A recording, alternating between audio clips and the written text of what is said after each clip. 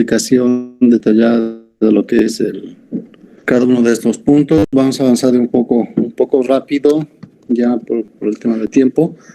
Vamos a ver hoy día lo que es el flujo y nivel, presión y temperatura, seguramente lo vamos a ver el día jueves. Ya. Hay mucho para avanzar, siempre es engorroso, siempre esta primera parte por la gran cantidad de información que se tiene en esto.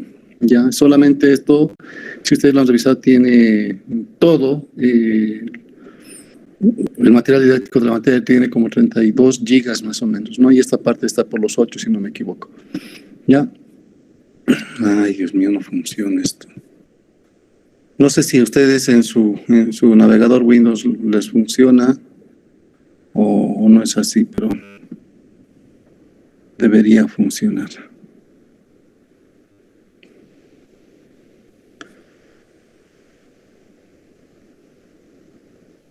¿No?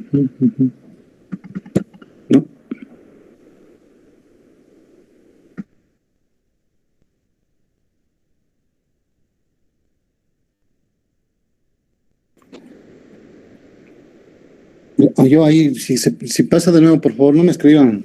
Llámeme, por favor, ya, hágame sonar y bueno, ahí me voy a dar cuenta. Ok, les pido ese favor.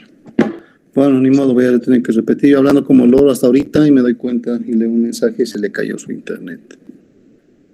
Bien. Vamos a ver el tema de flujómetro en esta primera parte. Voy a colocar en pantalla.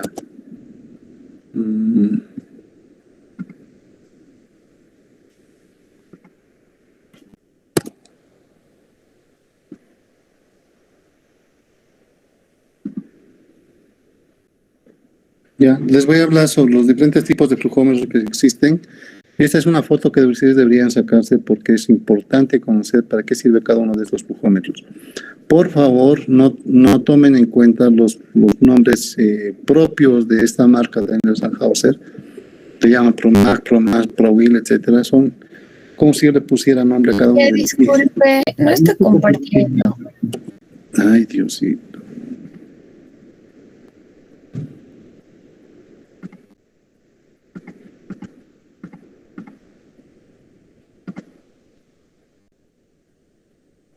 ¿Ahora? Ahora sí. Y ahora sí. Ya. Vamos a ampliar esto para que pueda ver si estoy conectado o no estoy conectado al final. Ya, esta es una de las primeras pantallas que ustedes deberían conocer para saber exactamente para qué sirve cada uno de estos flujómetros. No tomen en cuenta, por favor, estos nombres genéricos que les comentaba hace un ratito, porque estos son nombres propios de esta marca, de Sennheiser. Por ejemplo, ese es un flujómetro electromagnético, ¿no? Donde hace mediante la emisión, o no, la generación de una FEM, puedo detectar las cargas positivas y negativas y leerlas en estos electrodos que están ubicados al costado, ¿ya? Este sirve solamente para líquidos conductivos como tal. No se hagan pescar, por favor, en examen. Les doy un ejemplo, les digo, por ejemplo, el flujómetro, dentro del proceso de fabricación de garrafas de gas natural, ¿no? Deseo incorporar un flujómetro electromagnético para controlar el caudal y el correcto llenado de las garrafas, ¿ya? Por favor, ¿no? Se tiene un costo aproximado de $12,000, les doy el dato, les digo la tasa de oportunidad es del 20%, ya 5 años, ¿no? Los datos que se puedan generar los flujos que se puedan generar son estos, etcétera, para que hagan justamente una evaluación de proyectos.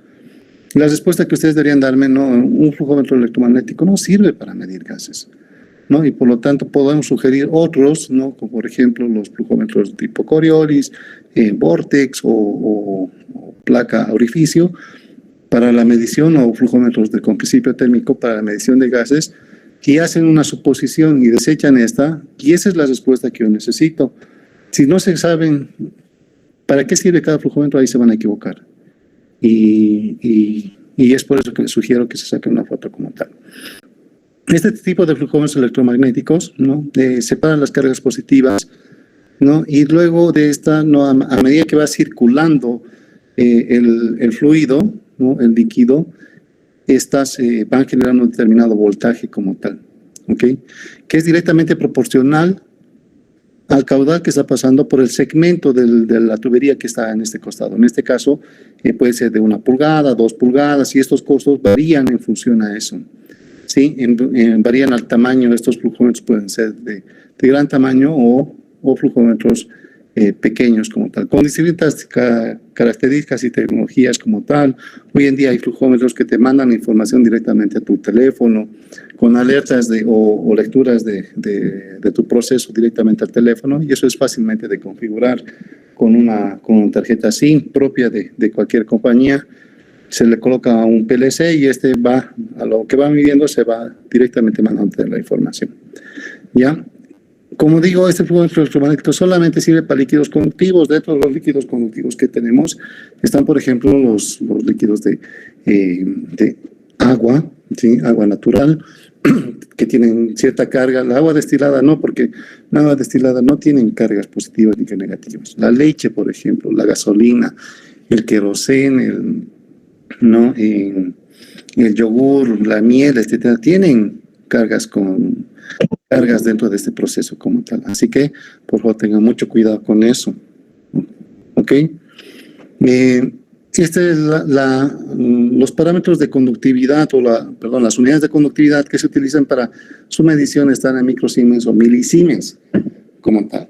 Así que tenemos que tener muy en cuenta esa medición. Y es directamente proporcional, por ejemplo, en algunos instrumentos, a la cantidad de concentración que pueda tener algún ácido base, por ejemplo. Pero de eso no estamos hablando en este momento, ¿sí? Estamos hablando en este caso solamente de flujómetros electromagnéticos y líquidos conductivos. Todo esto lo vamos a revisar más a detalle a medida que vayamos avanzando. Hoy día les estoy dando el pantallazo.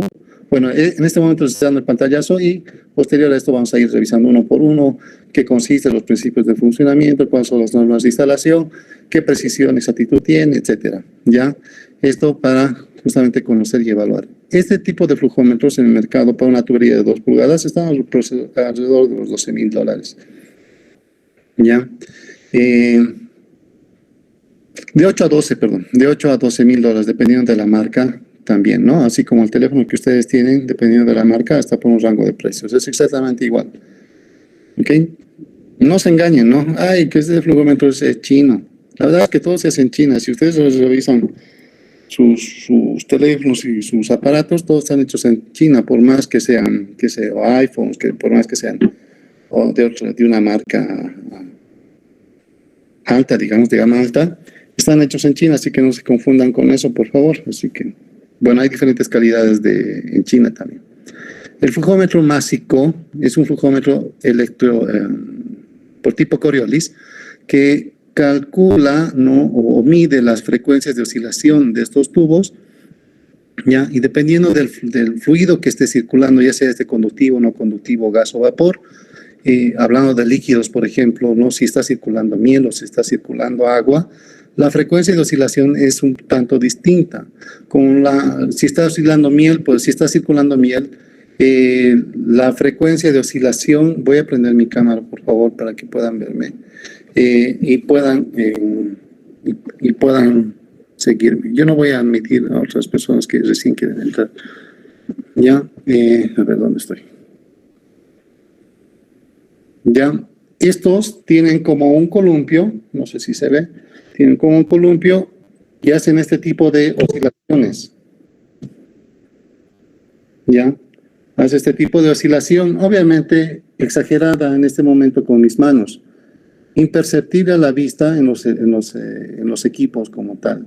No se puede medir, pero para eso tiene electrodos ubicados en estas bases, ya en los codos, ¿no? Donde te van midiendo las frecuencias de oscilación, ¿no? A medida que va, si es miel, irá un poco más lento, si es agua, un poco más rápido, ¿ya? Estos flujómetros de tipo másico también te pueden medir la densidad e incluso te pueden medir la temperatura con algunos equipos adicionales como tal. ¿ya? Como ustedes pueden ver, sirve para líquidos conductivos, no conductivos, gases y vapores, y esto hace uno de los instrumentos más completos como tal, al medir la densidad. Está su costo aproximado para una tubería de 2 pulgadas, está aproximadamente entre los 18 y 21 mil dólares, ya es de los más precisos, es de 0,1% de precisión, por eso su costo también es demasiado alto, ¿sí? Es de mucha exactitud, así que dependiendo del tipo de proceso, lo puedo usar, ¿no? Pero la idea es hacer un proyecto bueno, bonito y barato, y les voy a dar estudios de caso y los voy a contextualizar para saber exactamente si el proceso lo amerita, ¿no? Por ejemplo, les digo, tengo la planta de tratamiento de agua y necesito medir las aguas residuales de mi planta de leche, ¿no? Por lo tanto, he pensado en incluir un flujómetro de tipo Coriolis para medir el caudal de las aguas residuales y medir la densidad, ¿no? Primero, ¿para qué necesito medir la densidad? Está dentro de los parámetros del anexo 13C, a no ser que mida pH, podría ser, digamos, pero ahí ustedes tienen que razonar y pensar y decir, bueno, yo no creo que necesite un flujómetro de tipo Coriolis para medir las aguas residuales. Con un flujómetro de paletas, con un flujómetro de placa orificio, seguramente voy a lograr el mismo objetivo de medición, no necesito exactitud, precisión, por lo tanto, este no debería ser factible y debería ser reemplazado cualquiera de los otros, que son un poco más económicos como tal.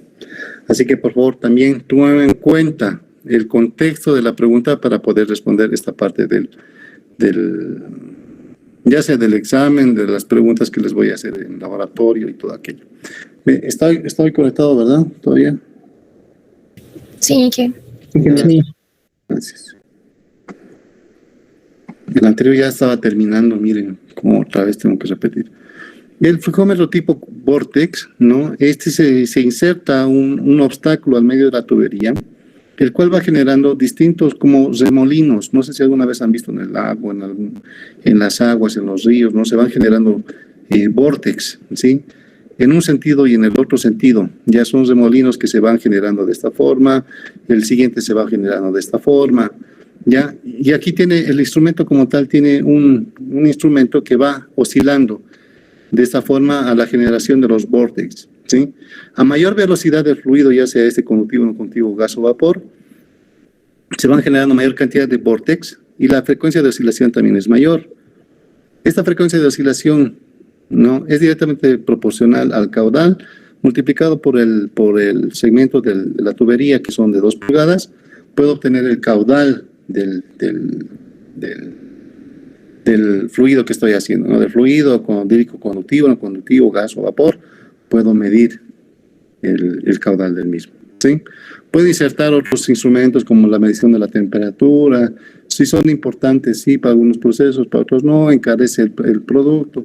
Es como si ustedes se pidieran, por ejemplo, un teléfono con una mejor cámara, digamos, ¿no? O con otro instrumento que te mida la temperatura o que te mida la frecuencia cardíaca, como he visto en algunos equipos que están haciendo eso, ¿no? Y no necesito ya de equipos adicionales para medir esto cuando salgo a trotar, ¿ok? Esos son ejemplos. Este es un flujómetro de tipo ultrasónico, ¿ya? Su principio de medición se basa en la emisión y recepción de señales. Emisión y recepción, ¿ya? En el tiempo de vuelo que tiene cada una de estas señales de sonido, ya, si el líquido está sin movimiento, el tiempo de emisión y de recepción es el mismo, como de emisión y recepción de vuelta, son exactamente los mismos. Por lo tanto, se anulan los tiempos y el caudal es 0. Pero si el flujo está yendo en este sentido, ¿no?, el tiempo de emisión desde la salida del piezómetro que emite el sonido, la onda de sonido, hasta la recepción por la velocidad y por la trayectoria, tarda mucho menos. En cambio, el retorno tarda mucho más justamente porque tiene que ir en contracorriente la señal. Esto hace justamente que estos tiempos de transición o tiempos de vuelo también son conocidos. Por el segmento de la tubería se conozca el caudal del mismo. Como ustedes pueden ver, solamente sirve para líquidos conductivos y no conductivos. Eso, por favor, tómenlo en cuenta. Sí, repitiendo, ese es el flujómetro electromagnético, el Coriolis, el de tipo Vortex, el ultrasónico. Este es el flujómetro, ¿no?, de placa orificio, también puede ser de placa de tubo pitot, y sirve justamente también para los 4 anteriores, ¿no?, que es conductivo, no conductivo, gases y vapores. Es uno de los más utilizados en temas de medición de vapor, justamente por el tema de la economía de ¿no? Está en sus rangos de precio, está entre los $4,000 a $6,000, ¿no? Comparados con estos dos que están, ese está de 18 a 21, les decía, y este está por lo menos en unos $12,000. ¿Ya? Y esto, que también te mide, ¿no?, el caudal del mismo, y esto hace justamente que se puedan mejorar algunos KPIs dentro del planta. El vapor, por ejemplo, hablando del vapor en específico, no se mide en metros cúbicos consumidos, ¿sí? Como la factura de gas que les llega a ustedes, ¿no? No sé si tienen gas domiciliario, les dicen consumir tantos metros cúbicos y por lo tanto esto es lo que tienen que pagar. ¿Ya? En la industria es un tanto distinto, ¿ya? Si bien la YPFB te cobra en metros cúbicos y todo aquello, la gestión misma de este indicador energético, de este KPI, se la mide en megajoules. ¿Y cómo se convierte en megajoule? Justamente por el poder calorífico que se tenga. Lastimosamente, el poder calorífico del gas boliviano es muy variable, ¿no? Algunas veces es alto, algunas veces es bajo. Está, si no me equivoco, en 0,98 megajoules por cada metro cúbico, si no me equivoco. ¿Ya? Y que es muy variable. Por lo tanto, ese indicador de KPI siempre tiene que ir hacia la baja y siempre tiene que estar actualizado de forma diaria para que esas fluctuaciones de medición también en megajoules sean correctas. Ya, este KPI, como les decía, es de mejora, siempre va hacia la reducción, y ahí es donde se puede plantear, por ejemplo, un proyecto de reducción de costos o proyecto de inversión de reducción de costos con la automatización de un determinado proceso. En algún momento, cuando yo estoy trabajando en cervecería, llegaba una empresa y decía, bueno, señores, nosotros queremos ofrecer a este equipo que le va a ayudar a reducir los consumos de gas dentro de su planta y por lo tanto va a incluir justamente, se va a pagar este proyecto con una mínima inversión, ¿sí? ¿Cuánto cuesta? Sí, la mínima inversión son como $100,000, ¿no? Y lo único que tenía ese equipo era un flujómetro tipo Coriolis, tenía una válvula de aguja, ¿no?, donde su apertura es realmente milimétrica, digamos, ¿no? Y lo cual hace que la mezcla de gas y oxígeno sea realmente de la forma adecuada y se puede economizar el gas como tal. ¿Ya? Y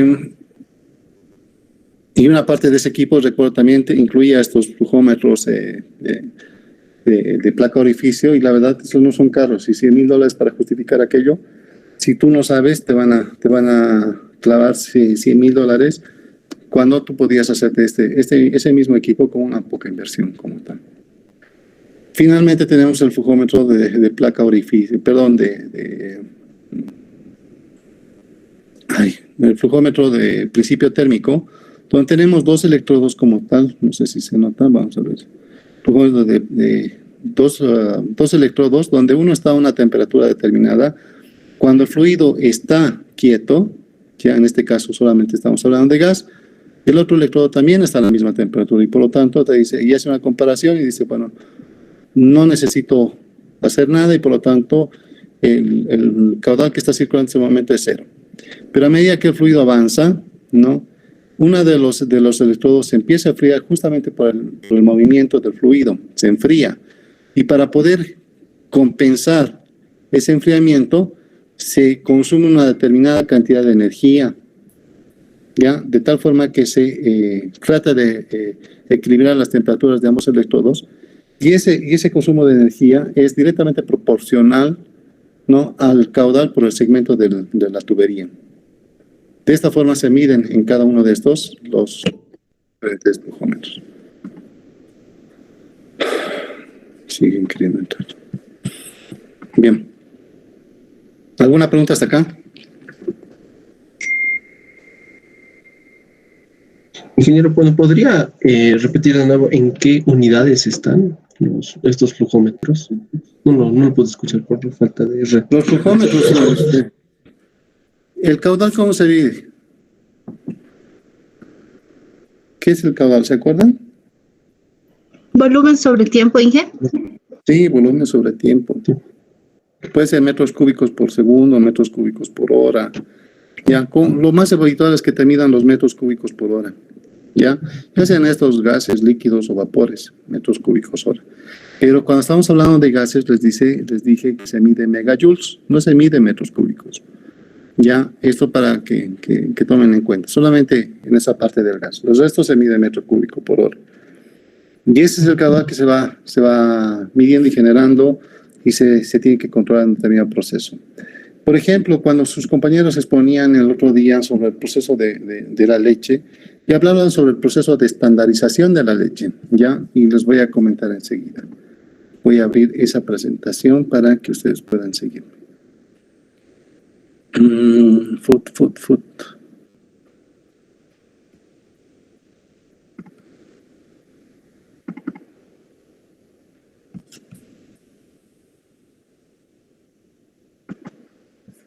¿Pueden ver mi pantalla? Sí, ingeniero. Sí. Sí. Bien. Este es el proceso de producción de la leche. Ya les quiero explicar un poquito en qué consiste y para qué sirve. Ya tenemos, por ejemplo, la recolección de la leche que viene de los tanques cisternas. Estos camiones van a los diferentes puntos de acopio, por ejemplo, en el altiplano, ¿no? Algunos de ellos, los productores campesinos, lo producen en sus baldecitos, en sus tachitos, ¿no? Y obviamente ordeñan a la vaca a las 3, 4 y media, 4 de la mañana, ¿no? Enfrían su leche porque si se mantiene, obviamente la vaca está a una temperatura y su leche sale a una temperatura también. Si mantiene esa temperatura, el crecimiento microbiológico de microorganismos, puede dar por contaminado esta leche y no es bueno. Entonces el productor sabe que sus receptores, sus recipientes tienen que estar completamente limpios. Se les da una capacitación en temas de potabilización del agua para que ellos también puedan limpiar sus baldecitos, sus tanquecitos y todo aquello. Ya se les enseña todo aquello. Y enfrían comúnmente en el río en contracorriente, ¿ya? Y esto ayuda a bajar una temperatura de 8 o 12 grados centígrados, lo cual hace que muchas veces la leche se contamine. ¿Ya? Pero imaginemos que todo el proceso está bien, se recepciona la cantidad de la leche, estos van al altiplano, reciben y retornan a la planta. Esto se conecta mediante una manguera, una bomba de impulsión, va justamente a un tema de un filtro y va justamente al tema de un equipo que es la eliminación de aire. ¿Por qué hay un equipo de eliminación de aire posterior? Viene un equipo de un flujómetro electromagnético. ¿Por qué se elimina el aire? Justamente por las burbujas que se van generando. Esto entra tangencialmente mediante velocidad centrífuga, se precipita el líquido y el aire salga expulsado hacia arriba. Si yo elimino este tanque de eliminación de aire, meto leche con burbujas y puedo dar una falsa lectura con mi flujómetro electromagnético. ¿Sí? Puedo arreglar esto con la introducción con un flujómetro tipo Coriolis, pero es mucho más caro y por lo tanto, que seguramente es mucho más económico instalar un tanque de eliminación de aire para poder tener una correcta lectura como tal. ¿Ya? Tiene un segundo, por favor. Me quedo sin aire.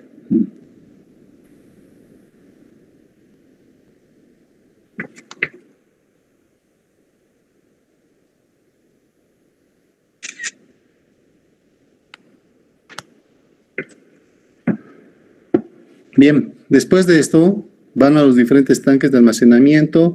Por ejemplo, Delicia tenía una capacidad de 66,000 litros de leche acopiada por día, ¿no? Y tenía obviamente sus diferentes instrumentos de medición que tienen, por ejemplo, los niveles inferiores y superiores, ¿ya? Tiene obviamente son tanques con agitador. Esto sirve justamente porque estos tanques vienen enchaquetados. ¿Qué significa enchaquetados? ¿No? Que tienen un doble, como una chaqueta como tal, donde se hace circular glicol, algún refrigerante Glicol es solamente alcohol con agua, ya, lo cual hace que caiga a su punto de congelación, ¿no? Y sirve como refrigerante. Muy efectivo, muy económico, y muchas empresas como Delicia sí han empezado con alcohol y agua. Se hace recircular, otras utilizan, por ejemplo, amoníaco, ¿sí? El amoníaco es muy nocivo a la salud, se tiene que tener mucho cuidado en el manejo, se tiene que tomar como un punto riesgo crítico de riesgo cuando se hacen los análisis de seguridad. Pero independientemente del refrigerante que se use, estos se refrigeran, este camión llega a 12 grados centígrados y estos llegan aproximadamente a 4 grados centígrados. Bajan hasta 2 incluso. ¿Por qué es necesario un agitador? Porque las temperaturas tienen que homogenizarse en todo el tanque, ¿sí? Esta leche llega aproximadamente con un valor alto en grasas. Ya no sé si alguna vez ustedes han recibido leche de la casera directo. Lo hacen hervir, obviamente, es un principio térmico o termizado de la leche, y se va generando natita, ¿no? La grasa de la leche se sube hacia arriba, ¿ya? Pero para una empresa como Delicia o Soalpro u otra, o Pil, etcétera, vender la leche así como tal es pérdida económica para la empresa, porque con esa grasa pueden hacer yogures, pueden hacer quesos, pueden hacer mantequilla, pueden hacer un montón de subproductos como tal que pueden sacarle un valor adicional como tal, ¿ya? Se agita, se homogeniza la temperatura y se mantiene a 2 grados centígrados, con lo cual minimizo mi crecimiento microbiológico, ¿no? Y saco muestras, obviamente, para poder medir los sólidos en suspensión para saber exactamente si la leche no ha sido aguada, ¿no? Es fácil mentir el tema de la merma de la leche. Imagínense que el operador llega acá, el camión llega con 3 camiones de 20,000 litros y llenan estos 3 tanques, ¿no? 20, ahí están los 60,000 litros de la leche, ¿no? El camión sale de los puntos de acopio con 20,000 litros, ¿no? Y por qué sé yo, por enamorar con su señora, ¿no? Tienen un accidente, echan gran parte de la leche, ¿no? Y para completar los 20,000 litros le echan agua, ¿ya? Le están aguando la leche, ¿no? Es como lo que hacía don Ramón en su momento, ¿no? Aguan la leche y tienen nuevamente los 20,000 litros. Es por eso importante medir los sólidos de suspensión, para saber que la leche no esté diluida. Dentro de este proceso, si nosotros incluyéramos un flujómetro tipo Coriolis, no necesitaríamos medir los sólidos de suspensión, porque automáticamente me daría la densidad. Y si hay una variación de la densidad, inmediatamente paramos y decimos, señor, no te voy a recepcionar esta leche porque está con baja densidad y por lo tanto no es adecuada para mi proceso. ¿Sí? Bien, una vez que se recepciona, pasan los procesos de pasteurización. Aquí todo esto, este tanque se llama de balance. ¿Por qué se llama de balance? Porque entra la leche cruda, ¿ya? Y viene a estos válvulas y bombas, ¿no? Donde se va primeramente termizando la leche. Este es el equipo de pasteurización de la leche como tal, donde se va inyectando agua fría y se va inyectando, en este caso, algún agua caliente o vapor para poder elevar una temperatura. Dependiendo del proceso de pasteurización, si es HTST o UHT, etcétera, va a tener diferentes tipos de temperaturas y tiempos de pasteurización como tal. Les decía a sus compañeros cuando expusieron esto que, por ejemplo, una unidad de pasteurización es 1 minuto a 60 grados centígrados, y eso se tiene que conocer para diferentes tipos de alimentos. ¿Qué unidad de pasteurización tiene esta? Por ejemplo, la cerveza que ustedes se toman tiene 15 unidades de pasteurización. La bicervecina que ustedes alguna vez han tomado tiene 30 unidades de pasteurización, ¿ya? La leche, los jugos, las conservas, ¿no? Los enlatados, tienen distintos procesos de pasteurización y o esterilización. Ya se tiene que conocer exactamente si es un proceso de pasteurización o esterilización para saber qué proceso voy a colocar dentro de mi planta. Ya, en este caso, hablando de la leche, ¿no? Tengo esas dos entradas auxiliares de agua fría y agua caliente. Este tanque de balance me ayuda justamente a llegar a la temperatura deseada para poder mantener. Llega la leche ingresa por acá, ¿no? Aquí se va precalentando por el efecto del agua caliente, ¿no? Inyecta por acá, vuelve a entrar por aquí, viene acá unos tubos de almacenamiento, ¿ok? Tipo serpentín, ingresan por acá y vuelven al tanque de balance, ¿sí? Hasta que alcance la temperatura, depende, como les decía, de la temperatura de HTCT o HT, etcétera, ¿no? Acá entraba, qué sé yo, ¿a cuánto entraba? A 4 grados centígrados. Aquí va a entrar, se va a elevar, imagínense que en este proceso, en este primer recorrido, dura 8.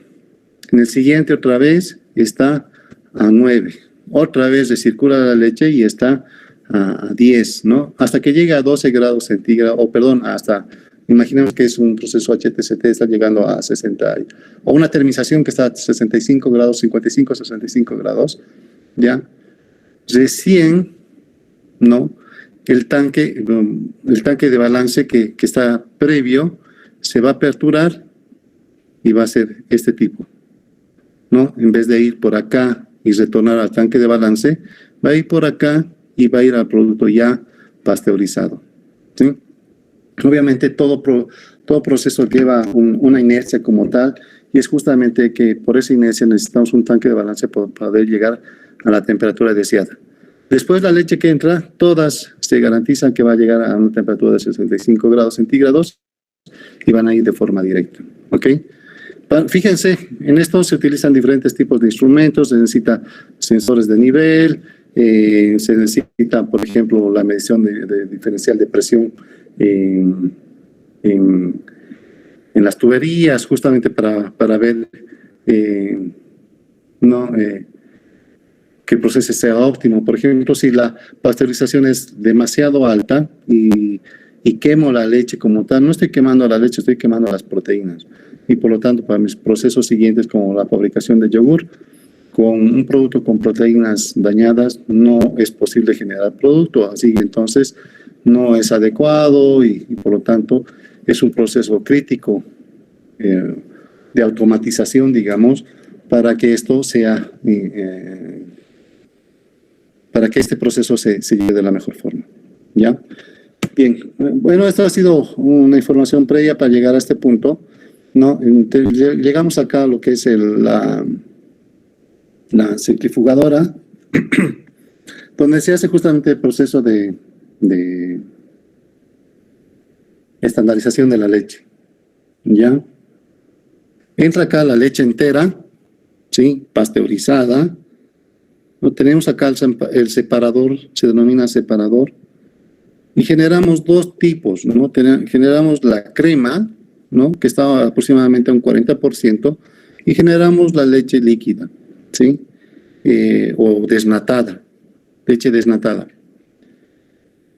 Este flujómetro tipo Coriolis que ustedes ven puede medir justamente la densidad de que está a un 40% de densidad, ¿no? Y el exceso de la crema va a un proceso donde puedo producir crema en específico, que es justamente para panadería y para otros productos, o puedo sacar y mezclar un poco con un flujómetro tipo electromagnético y mezclarlo con la crema, con la leche desnatada y estandarizarla a una crema de 2.7. La leche que ustedes compran, por ejemplo, de Pil, Delicia, etcétera, se las venden a 2.7. La densidad el contenido graso, perdón, de la leche es aproximadamente del producto es de 3.1 a 3.2. Ese 2.7 a 3.1 es justamente lo que se va al exceso para producir otro tipo de subproductos como tal. Una vez que lo mezcle, tengo que medir nuevamente para saber si estoy dentro de los parámetros de la leche estandarizada y necesito 2 flujómetros electromagnéticos y 1 Coriolis. Uno para que mida justamente la crema, la densidad de la crema, y los otros para que midan una leche estandarizada, ¿no? La importancia, ¿por qué no puedo colocar acá un flujómetro tipo de principio térmico? ¿Por qué? Porque el principio térmico sirve para medir gases y esto estoy midiendo, ¿no? Crema de leche, digamos, ¿no? Por favor, tengan mucho cuidado con eso. ¿Está claro o se cayó de nuevo? Está claro, ingeniero. Bien. Está claro. Bien, después pasamos al proceso de blendeo. Bueno, esto es para producir, por ejemplo, el chocomilk, que yo no sé cómo se llama, ¿no? Esas leches chocolatadas de frutilla, de plátano, etcétera, ¿no? Una vez que tenemos la leche estandarizada 2.7, yo puedo mezclar con este tipo de productos de concentrado, ya sea para diluirlo un poco más o para concentrar con algún producto como tal. Necesitamos de un variador de frecuencia para que la bomba de dosificación esté controlada en función a una estructura de control de tipo ratio. Esto comúnmente está controlado por un PLC, ¿ya? Y aquí entramos lo que son las estructuras de control. Yo necesito, la verdad que terminando esta clase, les voy a mandar un documento donde les voy a preguntar con un pequeño test para el día jueves, en qué consisten los diferentes tipos de control, las estructuras de control dentro de un proceso productivo. Puede haber una estructura de control de tipo ratio, override, feed forward, etcétera, etcétera, ¿ya? Y cada uno de ellos, o cascada, etcétera, cada uno de ellos tiene un propósito como tal, ¿no? ¿Qué pasa, por ejemplo, si yo necesito medir, por ejemplo, sacar un producto 50 de concentrado, 50% de leche, ¿no? Yo tendré que incluir una estructura de control del tipo ratio, ¿no? Donde esté 50% de acá del flujo y 50% del flujo. Esto controlado obviamente por un medidor de flujo y comandado con, no comandado, con un actuador que van a ser justamente las válvulas de mezcla, ¿sí? Unas se van a abrir más y otras menos, etcétera, etcétera, ¿ya? Pero es un ejemplo que les estoy dando, les voy a mandar la lectura para que ustedes lo tengan. Es de un colega que da justamente este tipo de procesos, no es de mi autoría, pero está muy bueno. La verdad hay que saber reconocerlo, porque es muy didáctico la forma de cómo lo explica los diferentes tipos de estructura de control. Está bien explicadito y ahí lo van a entender un poco mejor. Bien. Bueno, aquí ya está el tema de llenado, etcétera, etcétera, que eso lo vamos a ver en otro momento. ¿Ok? Tenemos diferentes tipos de flujómetros, como ustedes han visto, ¿no? Por ejemplo, ¿no? Cada uno de si ustedes recuerdan, ¿qué era el PROMAC? El PROMAC es un flujómetro electromagnético. El ultrasónico, este también es este es el tipo Vortex, el ultrasónico, y este es el tipo Coriolis, ¿sí? Fíjense, ¿no? Este tiene una precisión del 0,1.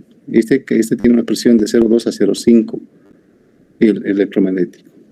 El de tipo Vortex no lo comenta, pero lo vamos a averiguar. El ultrasónico está entre 0,5 y 0,3. Fíjense la precisión que tiene este instrumento, realmente es demasiado alta.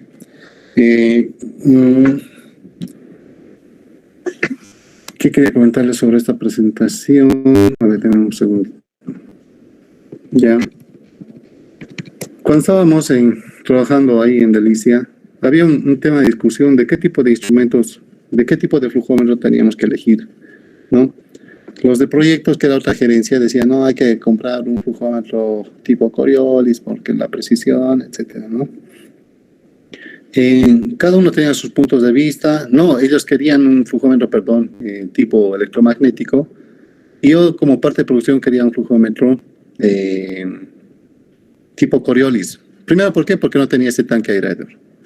Y tenía una mala medición. Y en función al volumen recepcionado, yo tenía que pagar después a los productores lecheros, ¿no? Si ellos me mandaban 50 y llegaba a la planta 50 y 48, yo les pagaba en función a los 48 litros, ¿ya? A veces llegaba menos también, era un vaivén, ¿no? A veces llegaba, se declaraba 48 y llegaba a 52, ¿no? Y también, por acuerdo de caballeros, se declaraba y se les pagaba esos 2.000 litros más, digamos, o 4.000 litros de más. O cuando llegaba de menos, se les pagaba de menos. Así que algo neurálgico para ese entonces de esa discusión era, bueno, está bien, pónganle un flujómetro electromagnético, pero construyanme mi eliminación de aire.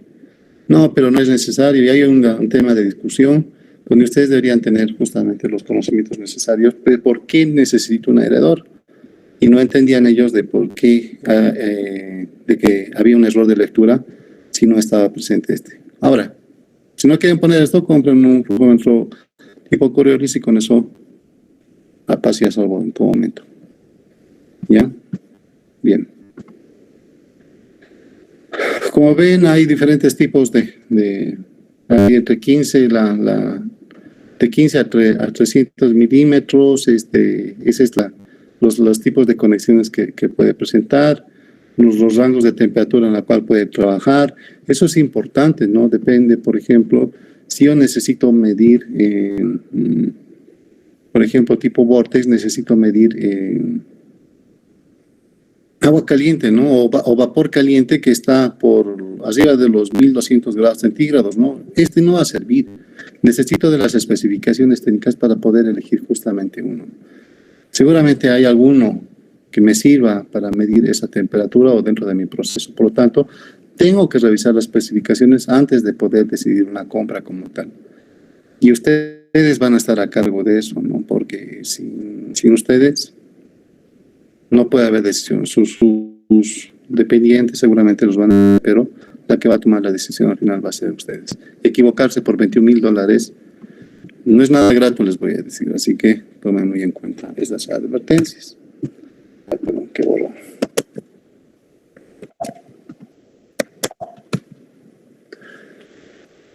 Ya, bueno, continuamos con algunos parámetros de medición, los diferentes tipos. Bueno, ahí ustedes van a revisar seguramente con un poquito más de calma de esto. ¿Sí? ¿Está claro hasta acá? Ladies. Sí, ingeniero. Sí, sí. Vamos, Frau. Bien.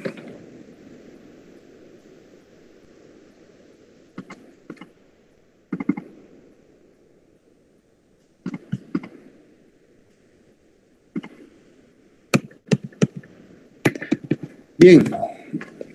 Todo esto está en su presentación. Sería, bueno, en los documentos que les he dejado, sería bueno que lo lean y lo revisen después de esta clase.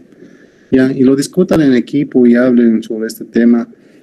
Tal vez entendió uno de diferente forma, yo tal vez no me supe explicar, pero siempre es bueno que, por eso se trabaja en equipo, para que todo esté completamente claro. ¿Ya? Bueno, algunas aclaraciones históricas del flujómetro, ¿no? Por ejemplo, en 1980, el primer medidor magnético del mundo con un transmisor integrado, es lo que está diciendo. En 1981, la empresa Autocero 2000, el medidor magnético más preciso del mundo y el primero con ajuste automático de punto cero. Eso es lo que está indicando. En 1986, dice, ¿no? Tenemos un medidor rápido, el medidor de flujo electromagnético más rápido del mundo para aplicaciones de llenado. Algo de historia, ¿no? En 1987, el primer medidor magnético del mundo con una fuente de alimentación de 2 hilos del transmisor. En 1984, bueno, ahí habla sobre ellos ya. En Westinghouse se presenta el Flowtech, el primer microprocesador controlado en el mercado. En 1993, el primer caudalímetro del mundo con una interfaz de usuario óptico touch de control. En el 93, es decir, con una pantalla touch para poder hacer, revisar, cambiar incluso de unidades de medición en litros por segundo, metros cúbicos por hora, etcétera, ¿no? Y darles algunos parámetros de medición.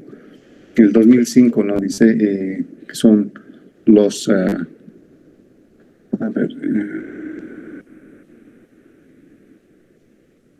son los medidores de flujo más comunes en el flujo industrial de medición.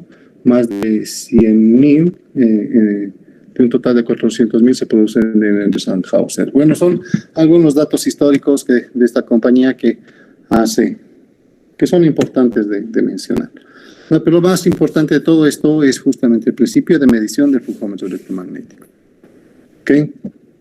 Para poder entender bien esto, necesito que revisemos este video. y después entremos a discutir sobre esto.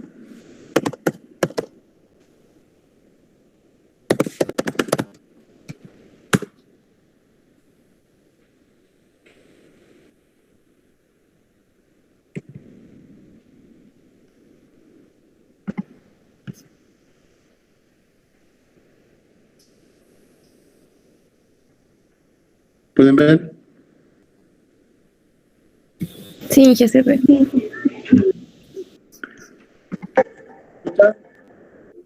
¿Pueden escuchar? No, Inge. Bueno, no importa. Ya. Y ahí yo se los voy a ir comentando. Bueno, creo que está en portugués esto. Bueno, vamos a ver cómo son. Pero hay otro. No quiero que revisen algo que está.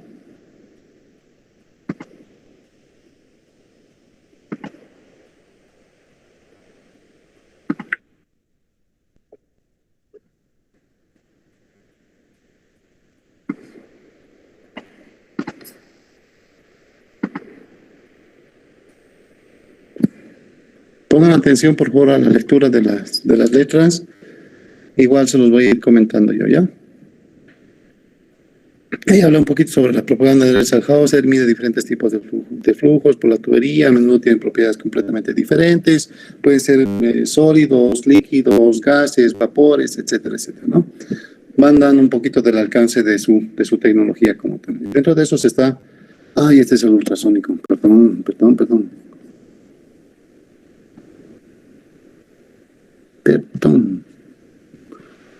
Pero, ¿listo?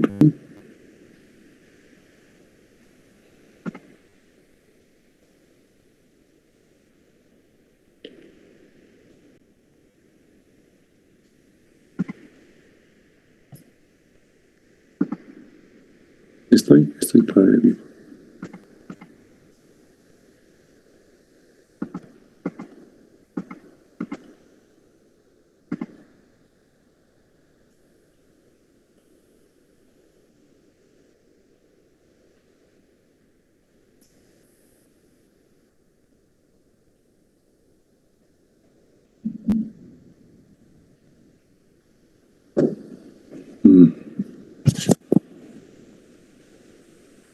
No sé qué pasa, que me está dando otras cosas que no.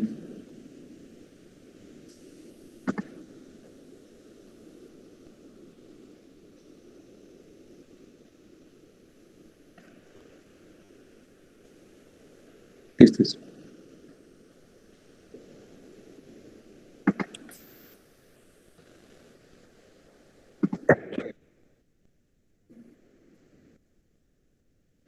Principio de medición electromagnético, dice, ¿no? Las bases físicas del principio de resonancia físico, en inglés Michael Faraday, que descubrió la corriente eléctrica puede ganarse un campo. Lean, por favor, para no complicarse.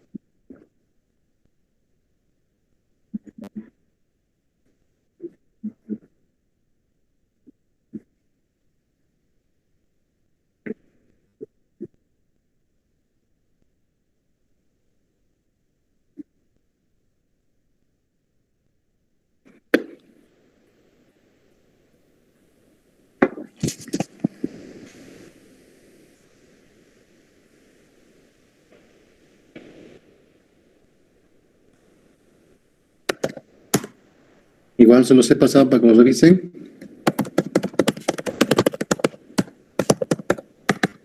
Está bien, Inge, gracias. Gracias, Inge. Para que lo vuelvan a repasar, por favor, ¿ya? Ay, no sé dónde sale eso.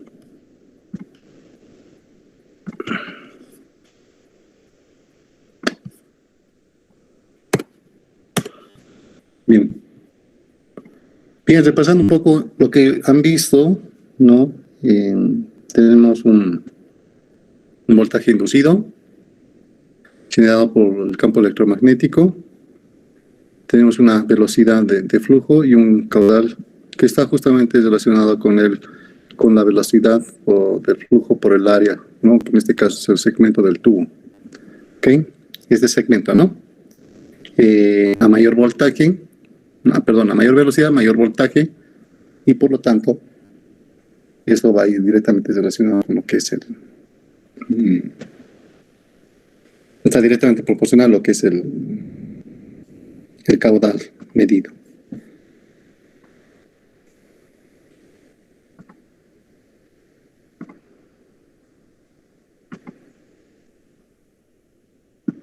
Un segundo, quiero ver por qué no funciona esta vaina. Bueno.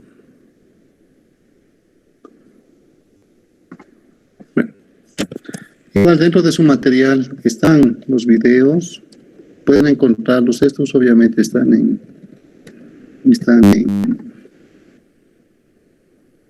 inglés 100%, pero si ustedes quieren lo pueden revisar. Principios de medición, y aquí está.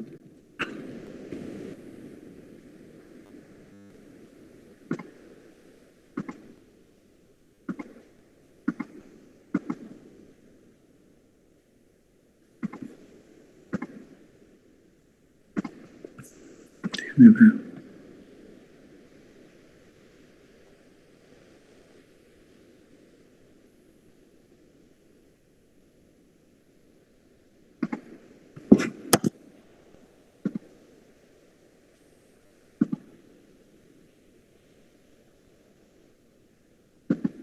Tal vez porque está en la nube, no sé. No sé si a ustedes les funciona. Espero que sí.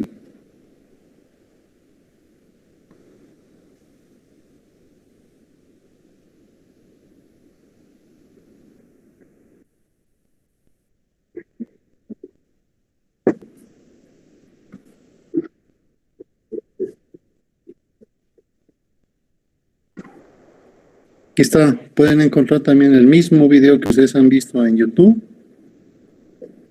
Ahí presenten su material.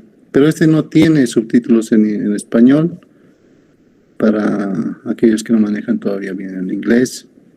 Ya, así que ustedes vean. Si les es cómodo, está ahí. Y si no, pueden buscarlo en YouTube para que puedan revisarlo mejor. ¿Ya? Bien. Les estoy mostrando dónde es, ¿no? Principios de medición, hay diferentes tipos, por ejemplo, el flujo, nivel, presión, etcétera. En este caso solamente estamos hablando de flujo. Bien. Los rangos de conductividad en líquidos no varían, por ejemplo, del agua, que está en un microsiemens, ¿no? Y la leche, por ejemplo, la cerveza, la leche, jugos de naranja, jugos de manzana, jugo de tomate, está entre 1 a 10 milisiemens, ¿ya? Milisiemens.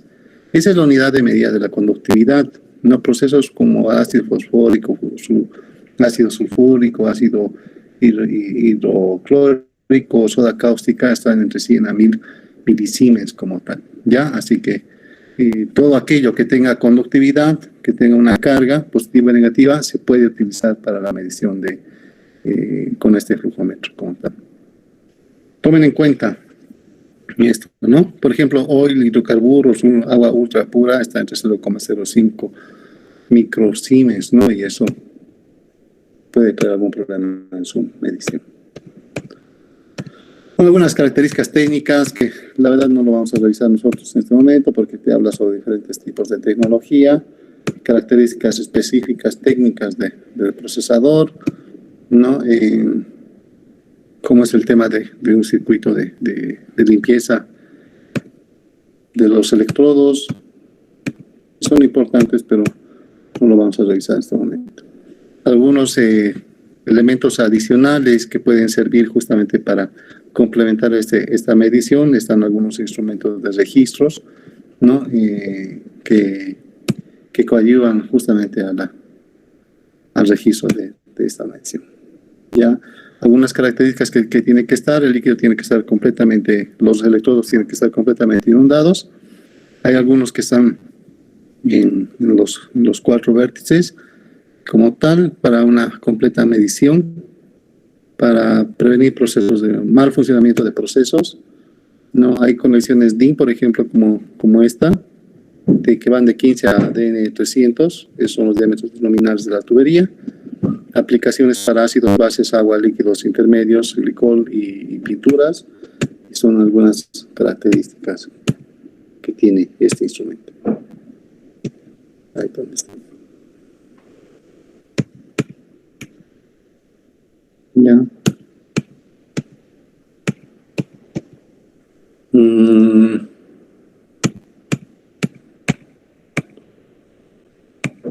Algunas características de selección. Vamos a hablar ahora en este momento sobre los diferentes tipos de instalación que se tiene. No puede ser instalados justamente en temas verticales, pero siempre y cuando el fluido esté yendo de abajo hacia arriba, jamás de arriba hacia abajo. ¿Okay? Tiene que estar después de una bomba, jamás antes de una bomba, justamente porque no puede haber, tiene que haber un régimen laminar en la medición como tal. Si tengo un codo contra codo, no puede estar en la parte superior, ni aguas abajo como les mostraba hace rato. Tiene que estar siempre a medida hacia aguas arriba. Justamente, ¿por qué? Porque tiene que estar inundado los electrodos para una correcta medición. En este caso no garantizas la inundación, aquí tampoco. Sí, porque el líquido va a ir acá y se va a llenar y no garantizas un llenado completo. En cambio, en esta disposición sí garantizas el llenado completo. No, algunos problemas de instalación, justamente son, vamos a capitán. Bien, un ratito.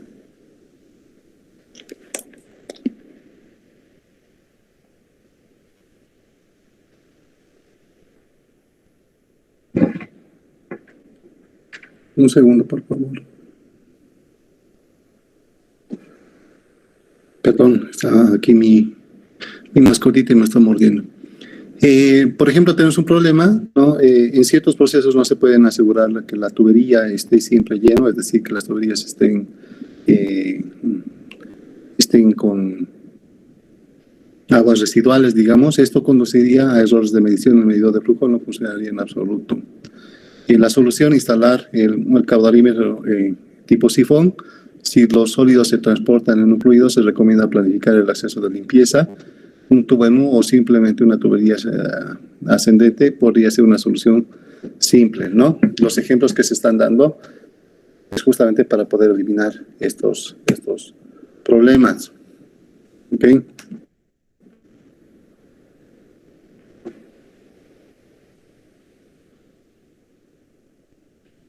El electrodo dice, ¿no? El electrodo de detección de la tubería vacía pues, debe estar en la posición más alta, junto en una instalación EMF instalado horizontalmente para que funcione correctamente. Ese EMF es un acrónimo de un instrumento como tal. La solución de instalar una tubería horizontal de transmisor terminal EMF, la carcasa debe estar ubicada en la parte superior de la tubería, es lo que se muestra acá, ¿no? En la parte superior la carcasa. ¿Ok? Después de una llave, después de una bomba o de un codo, tiene que estar instalado el flujómetro de 5 veces, mayor o igual a 5 veces el diámetro nominal de la tubería. Si esa es una tubería de 2 pulgadas, por ejemplo, ya sería 10 pulgadas de distancia antes de instalar el flujómetro como tal. Y después de puede venir un codo, una llave, una bomba, etcétera, ya. 2 veces, mayor o igual 2 veces al diámetro nominal de la tubería. Esos son principios de instalación como tal. Algunas ventajas de este tipo de instrumentos es sin pérdida de presión, sin partes móviles, bidireccional, la medición no se ve afectada por los cambios en la viscosidad, densidad o temperatura, capaz de manipular líquidos limpios o lodos, amplia gama de diámetros, amplia gama de materiales, compatibilidad de materiales, ¿no? Tramos recto, corto, de aguas arriba, son algunos requisitos que se deben tener en cuenta. Algunos accesorios para su instalación que son recomendados para este proceso como tal. Ya, yo sí les voy a pedir un poco de paciencia. Yo sé que esto a veces es cansador, es un poco de teoría, pero es importante conocerlo. Ya, yo les voy a pedir, por favor, que para la clase siguiente, que sea un poco más dinámica, podamos ustedes al azar hablar sobre esto. Sobre los flujómetros de Coriolis. Para eso necesito que revisen su presentación. Hablar sobre los otros procesos. A ver, sobre cuál. Hemos hablado sobre el flujómetro electromagnético. Necesito que lean sobre los flujómetros Coriolis, Vortex, ultrasónico, placa orificio, tubo pitot o principio térmico, ¿sí? Vamos a hablar y vamos a ver algunos videos para afianzar nada más lo que ya ustedes han leído, ¿sí? Va a ser una pregunta al azar y si gustan yo presento o ustedes presentan, la verdad va a ser un poco un tema de ustedes, ¿ya? Como quieran presentarlo, pero por favor les voy a pedir que lo lean. La lectura que les voy a dejar hoy día sobre estructuras de controles para el día sábado, por favor, para el día viernes, ¿ya? Y vamos a hablar sobre eso, ¿no? Sobre cómo son las estructuras. Necesito que me expliquen cada uno de ustedes cómo son me den un ejemplo de una estructura de control dentro del proceso productivo que ustedes tienen, ¿ya? Los principios de funcionamiento que les había adelantado que tienen que explicarme de su proceso lo vamos a dejar para más adelante porque no recién estamos llevando y necesitan ustedes llevar un poco de teoría para poder explicar justamente toda esta parte. ¿Ya? ¿Está claro? Sí, está claro. Bien. Ingeniero. Bien, amiguitos, yo tengo clases ahorita con los de costos. Yo les agradezco la paciencia. Y mil disculpas por el corte de energía, no ha sido voluntario. Nos vemos entonces el día martes, el día jueves, por favor. Sí, tienen tarea. Tienen que averiguarme sobre los otros flujómetros. No les estoy pidiendo nada escrito, simplemente es verbal. O si quieren presentar algo de su forma, yo les presento la presentación y ustedes explicarán. Va a ser al azar simplemente, ¿ya? Les voy a pedir un favor, por favor, saquen, prendan sus cámaras. Voy a tomar foto de la clase. Voy a dejar de presentar.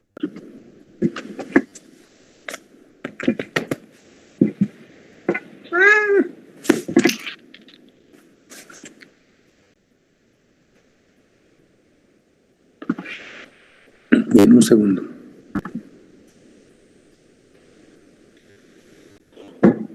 Y este está mordiendo a cada rato. Está horrible. Voy a sacar foto. De los que están. Bien, 3, 2, 1, 0. Bien, muchas gracias, jóvenes, señoritas. Nos vemos el día jueves, por favor, a las 5 de la tarde. Un abrazo. Dios los bendiga. Hasta luego, Inge. Gracias. Hasta luego, Inge. Hasta luego, Inge. Hasta luego, Inge. Chao, chao, cuídense. Chao, cuídense. Dios los bendiga.